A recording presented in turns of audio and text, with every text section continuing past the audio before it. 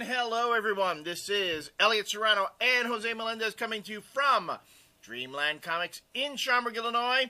Thank you for joining us here on CCW TV, the Comic Culture Warrior video channel, where Jose and I talk about comics, the comic industry, and all things involved in the culture of comic books.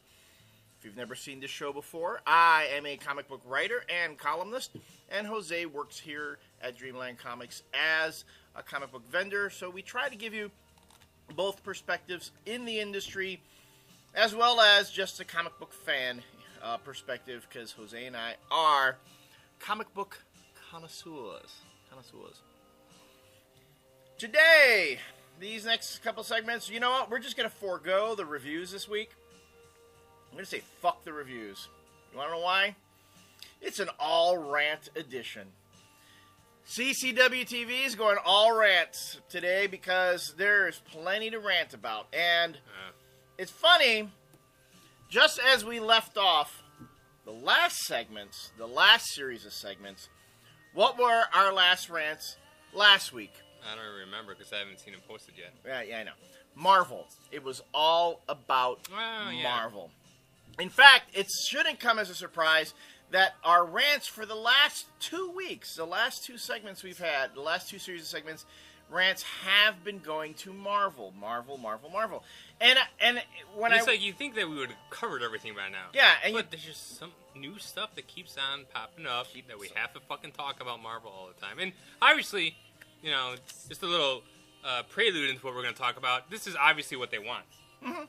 Because that's the only reason why what happened this week is because they want people to talk about Marvel.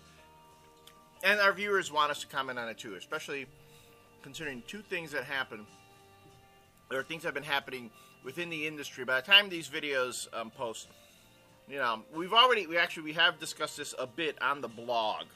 Yeah, I kind of held off on doing an opinion piece about it because I kind of didn't want to turn into like another Siege thing where I already explained everything that I was going to talk about on the blog. I just kind of went to wait for these videos. So, but there has been some conversation. We've gotten a lot of your opinions about it. It's been really good hearing folks about it. But for those who don't know what we're talking about, okay, I know we're talking about something that we are assuming everyone knows. A couple things have been happened recently. The first thing being that Marvel Comics announced a promotion where if comic shops would like to submit. Oh wait, we have to preface this with the fact that Marvel is doing this for the retailers. Yeah. They're doing this for the retailers, of course, to help the retailers out in this awful economy. Who they know are hurting. They know the retailers are hurting. We're struggling to keep our lights on and our doors open. So this is for all of us. Because what Marvel has graciously decided to do, and I'll tell you something. When I first read this, I got a little choked up. Because to me, to see Marvel go that extra mile for the retailer... I thought it was never going to happen, but obviously I was wrong. If you're a retailer and you're stuck with all these Blackest Night tie-in books, remember those Blackest Night books that like nobody wanted to buy? Yeah. Because you had to get that stupid, you know, there was that stupid little tchotchke ring that also just sat on your shelf that nobody really wanted. I like the term Crackerjack prize. Crackerjack prize, yes. If you are a retailer that's stuck with all these Blackest Night tie-in books, Marvel is generously going to let you submit 50 covers from 50 different books. Just strip those covers off. Do whatever you want to do with the rest of the book is up to you. Mail those suckers in directly to Marvel, not to Diamond, because it's not a Diamond. This isn't a Diamond promotion. Diamond this is a Marvel promotion. It's a Marvel promotion because Marvel, they're stepping up. Yeah. They're stepping up to the plate. You submit those 50 covers, and you will get, I think, really, one of the most prized and treasured things that you could ever have in comics, which would be a copy of Siege number 3. Oh, but see, that's not even the best part. It will have a variant Deadpool cover. So you'll have Siege number 3, part 3 of that best-selling miniseries. Siege is flying off the shelves right now. The comic shops can't keep him in stock. Really? They really can't. No, they're I don't even. Yeah, and we have another stack over there. Too. Okay. Well, anyway, obviously you can tell that we're being incredibly facetious here. We're being really sarcastic because Marvel is just, they say, turn in 50 DC covers. We will give you one Marvel book with a variant cover, and with that one book, you can make up all the money that you paid on those. But I guess DC it is books. kind of special because you never really see Deadpool too much anymore. No, you know that's why it's rare. You know, because Deadpool is, I think he's one of the most underused and underappreciated characters out there. I agree with that. It really is. All right, so all kidding aside, since this happened, no, we've Jose and I have discussed this. And we've also asked you guys. You guys have given us your opinions on the internet and on the blog. And I've also made it a point of talking to other creators. I've talked to my own comic shop owners? other comic shop owners, and even my own publisher at Dynamite. And it's funny, there are a lot of different perspectives on the stunt. It should go without saying, though, that the attitude about this promotion that Marvel, this quote unquote promotion Marvel's doing, has met with generally very negative reaction. People are saying on the boards they think it's basically a punk ass move. It's a punk ass move, and it's showing no class at all on Marvel's part. I'll agree with that part. You know, it's no class at all. So that is the majority. You have some others who think it's hilarious. They just think it's funny. They think it's Marvel being funny, which is, you know. Hey, you know what? That's an opinion. That's great. You have the fanboys who think it's fucking great. They can't believe it because you want to know why? Because all that Blackest Night shit sucked anyway, and they don't want it on the shelves. Why is it out there? Yeah. Okay? And then you have the creators. I personally really fucking hate this idea. I fucking hate it. Why? Because that's Marvel systematically going after books. If you were Tony Bedard, if you were Pete Tomasi, if you were anyone involved in those tie-ins, you really should be pissed about it. Because that's Marvel trying to get comic shop owners to take your books off the shelves, or at least to just get rid of them so that they won't be read. But Elliot, those books, DC already got paid for those books. Those books are already sold. So DC's not losing any money. No, so DC, why are the creators complaining? Well, the DC should not lose any money, but I mean, I, as a creator, of course, want people to read my book. If it's not out there for people to read, they're not. If it's not out there for them, look, right now I'm looking down at the racks. You can't see them off camera, but I can see issues of Ash Shaves Obama are still there. Mm-hmm. Okay, so that means if my book is on the rack, someone who's never read these books before will have an opportunity to see it and go, maybe I'll try that. You know, there's been the argument, well, a good comic shop, because those books have been out for a while, they really shouldn't be on the shelves anymore. They should be like in the back issue bins. Hey, guess what? 2 months. I know, but even so, even if they end up in the back issue bins, that means they still get read. That means someone will still pick them up and buy them and read them. And the whole thing about DC getting their money, or the shops want to get their money. Yeah, and the other thing is that Blackest Night is still going for another 2 or 3 months. Right. And I still have people coming in, like, will buy anything Blackest Night. There's people that are like, well, what's come out? What have I missed? You know, blah, blah, blah. Right. So people are still buying. I'm still selling those Ring books, and I'm still giving out rings that we got, because we got second printings in of all of the issues. And when we ordered the rings, I think it was for every 25 copies of a certain book, we were able to order 50 rings. Right. So obviously we had extra rings to cover for even the back issues. And people are still getting really happy about it. Yeah. People can't believe that we still have the rings and that we're still giving them out for free. Right. Well, because Dreamland is one of those places that's kind of doing it right. Yeah. So this is going to... I don't know how long this rant is going to go, because there's a lot of different... Oh, it's going to go. There's a lot of different ways that you can look at this. And one of them is, for me, from the retailer point of view. And when I read about it, when I first read it, I was like, all right. And I'm like, so Marvel is doing it for the retailers. That's great. First thing that came to my mind is like, you know what, Marvel? Instead of taking back some of these other people's, why don't you, I don't know, maybe take back all of your Dark Reign miniseries that you glutted the market with, that were totally completely unnecessary, that we're completely sitting on here? I'm like, take back some of those. That would be nice to your own product. Stand by your own product. How about all those Dark Reign The List books? That were like completely unnecessary. Oh, but I think Brevoort said that they don't want to take back the Dark Reign and the list books because they were sold. They were sold to the retailer for the content. See, DC's comics, the Blackest Night Rings books, weren't sold for the content. They were sold for the rings. I see. So it's all about content. Oh, so Brevoort is saying you really weren't buying those books because you thought the books themselves were good. You were buying the books because you wanted the Cracker Jack prize for the most part. So and that's screwed up retailers. Retailers really? Didn't know how to order. So that. Tom Brevoort is basically saying, "Hey, Pete Tomasi, you're a fucking hack. Hey, Dan Jurgens, you can't write Booster Gold for shit. Nobody wanted to read your books because they were any good. They only wanted to get your books for the fucking ring." That's basically what Tom Brevoort was saying. Hey, Tom Brevoort, fuck you. Wow. I'm just saying, it really pisses me off as a creator. Mind you, I didn't write any books for any of these things. But if I, as a creator, can stand by and let, the big guys, and again, I have no illusions of ever working for Marvel Comics, ever. So, I just find that, and let me backtrack just a second. I'm sure Tom Brevoort is a nice guy, and I'm sure he's a very shrewd businessman, and he works for the most successful comic company in America right now, okay? But I say, when you can go out and you can slam someone's product, you're taking a shot directly at those creators. But he actually said, nowhere in the press release did they mention Blackest Night or DC. Well, then which is kind of funny because all the titles that just happened to be on the list were DC and Blackest Night, but they didn't mention that that's what they were. I was like, really? See, and then when I read that, I'm like, oh, come on. Do you think we're stupid? Do you think we're idiots?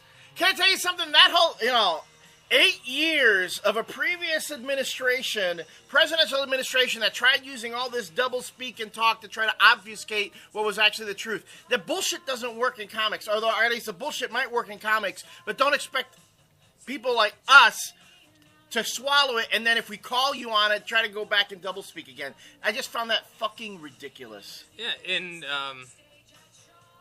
So anyway, Tom, I'm not saying fuck you. I'm saying fuck that whole statement about the books. I'm sorry. I can't swallow it. And if you're pissed about it kind of seems like... I'm sorry. If you're pissed about it, I'll buy you a drink in San Diego. But otherwise, I'm sorry. But it also just seemed kind of bizarre that that statement came out the way that it did. This was on Twitter. It wasn't... They released a press release, and then Brevoort was talking about all this stuff on Twitter. And... it seemed like when he made that statement that it kind of sounded... it was a backhand slap, because that's when he used the term Cracker Jack prizes. And at the same time, it's something that didn't need to be said. But it felt to me that DC didn't say anything about this. No, they didn't. Jeff Johns made kind of a little joke about it, which is funny. But no one came out from DC and called... and I think that's what got to Marvel.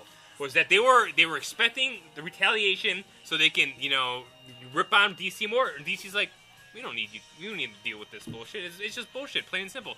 Here's what you do. This is the way I would have played it. You come out and you say, this is business, okay? Marvel is in the business of selling more books than DC. So, if the vendors really think more about our one Deadpool variant book than they do about 50 DC books, that speaks for itself. Yeah. If you come out and you're straightforward about it and say, look, and that is what many of the folks I've talked to in publishing have said. It's business. Mm-hmm. It gets cutthroat. And of course, there's the old, why is everybody getting so worked up over it? It's not really affecting you. I actually had that said to me. Elliot, why do you care about it so much? Because it doesn't affect you personally. Okay? I respect that. But if Marvel comes out and says, hey, you know what? We're having fun with this. We're going to take, if the vendors want to get one Marvel book from us for 50 Blackest Night books, then that shows you right now who is the top company. Do it like that. Don't do this whole bullshit about, we're doing it for the retailers because, things are really rough on them right now. You do realize, Mr. Brevoort, that Marvel puts out more books than DC. And the reason you guys own the market share is because you put out more stuff. So by using your logic, then you guys should be saying, you know what, we're kind of overburdening our retails. We should be willing to take back some of that stuff. If you cared about the retailers, first of all, if it was all about the retailers, you would stand by your own shoddy product and call a spade and say, those things were unnecessary. They were kind of bullshit. We know that a lot of you are stuck with it. We'll take it back. It was our bad. But here, we're going to give you something that you might be able to sell in the future. Right, exactly. That would have been maybe kind of classy. Or even so, it doesn't even have to be like the whole switch out thing. Make the books returnable. Just make them returnable. So that if retailers are having a hard time, you're saying, okay, you know what, we're Marvel Comics. They're no longer Marvel Comics. They're Marvel Mouse. Okay? So you got Marvel Mouse books who are going to be are getting this huge injection of capital right now. They're going to be part of this great big multimedia conglomerate that's just there. I mean, let's face it, Marvel Comics are going to be there just to generate licenses. They're really in no threat of going under. Mm-hmm. You know, come on. So if you're Marvel Comics, you say, hey, you know what? To help our retailers, we're going to go back to the old model. You can make the books returnable. Pure and simple. Just go back to sound, basic, fair practices, and don't do this petty bullshit where you're taking shots at other companies. And if you, why are you concerned so much about DC's product? You know. All right. Well, this is why I think they're concerned with the DC's product. Though Marvel owns almost half of like the numbers and the industry numbers, just they own the market share, 50% of the market share at least, or almost 50%. Fuck, I totally lost my train of thought. I'm getting too angry here. I'm eating my cookie to keep my blood sugar up. But because it's not enough that they own the 50%. They're getting pummeled on the top 10. Back in the summer and in the spring, you would top 10, just the top 10 best-selling books, 7 or 8 at least would always be Marvel. Yeah, but didn't Marvel, didn't they at some point say that didn't really matter? I mean, didn't you hear somebody? I'm trying to remember. I'm trying to rationalize why Marvel is doing this, and I'm thinking it's because they want to say that, okay, and of course they're not going to come out and say it. But when I read the statement, first of all, I say, okay, why don't you make some of your? After I read the press release, I'm like, make some of your books returnable. The second thing is like, you are now saying, in no uncertain terms, and not using these words, that DC product and DC books are worth less than your books. Mm-hmm. Is pretty much what they're saying. Mm-hmm. That's what they're saying, subtly. Yeah, and they're saying the reason why DC is pummeling us in the top 10 is because of these stupid little promotions. It's not the quality of their books, right? And we're gonna prove it to you by seeing how many people send their books back. Now here's the other thing. Yeah. There's no third party in this. When retailers return books to Diamond calculates all that stuff and let people know. Right. But all right, if Marvel wanted to do this for research purposes, because they're thinking about doing their own thing, which is what some people are saying. But this is why I think it is not this. Because first of all, there's no intermediary. Marvel can make up whatever they want about how many ever copies they got. Yeah. And we have to believe them. Mm-hmm. And we have to take what they say at face value because they're the only ones who really know. Second of all, if they wanted to help out the retailer, this is what I think would have been a better idea. Take a survey. Marvel has their own websites now for retailers where they help out retailers. Or do a survey through Diamond. Let us about Blackest Night. Just be upfront. Like, we want to know how the Blackest Night books did with you. How much of a percentage did you sell? Because we're doing this for research purposes. And then, because if you participate in this, we will send you a free Siege number 3 Deadpool variant cover. And no one gets hurt. You keep all that product out there. Yeah. Marvel comes out and says this is why we're doing it, and they give the retailer something for their time that they spent filling out the survey. Right. I think that's probably the people will still kind of complain like, why do you want to know what's going on? But you know what? It's business, and that to me that was the fairest option. They could have done it easily without making this big fuss. Yeah, but again, it's all about making the big fuss. I think this is why they're doing it. And about getting the books off the shelves. I mean, I don't care. You can tell me till you're blue in the face. It had nothing to do with that. It was about getting the books off the shelves. That's just my own opinion. Do we have to wrap the segment up? We will come back in the next segment and revisit this and move on to some other things. Maybe. Maybe. We hope you join us.